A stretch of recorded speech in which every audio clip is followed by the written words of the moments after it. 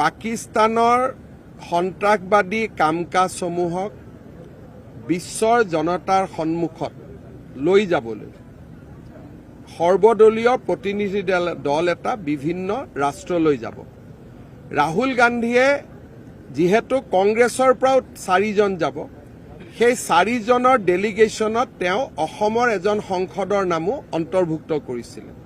মই ৰাহুল গান্ধীলৈ আজি এটা টুইট দিছোঁ যে যিজন সংসদে নিজে পাকিস্তানত 2 সপ্তাহ থাকি আহিছে, যিজন সংসদে নিজৰ সন্তানৰ নাগৰিকত্ব ভাৰতৰ পৰা বিদেশী ৰাষ্ট্ৰৰ নামত লৈ গৈছে, যিজন সংসদৰ পত্নীয়ে পাকিস্তানৰ দৰমহা দি প্ৰত্যেক মাহত পাকিস্তানৰ পৰা 2 লাখ টকা দৰমহা লয়, তেওঁ কেনেকৈ পাকিস্তানৰ বিপক্ষে ক'ব? বৰঞ্চ ডেলিগেশ্যনত যিখিনি ঘটনা হ'ব, আলোচনা হ'ব, সেইখিনি খবৰহে তেওঁ আন শত্ৰু ৰাষ্ট্ৰক দি দিব।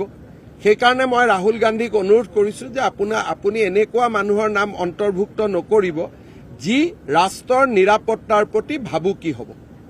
আৰু মই ভাবোঁ যে এইটো ডেলিগেশ্যন দিয়াৰ তেওঁৰ দায়িত্ব ৰাহুল গান্ধীয়ে নিশ্চয় দেশৰ নিৰাপত্তাৰ স্বাৰ্থত এনেকুৱা ধৰণৰ নাম ইনক্লুড নকৰিব।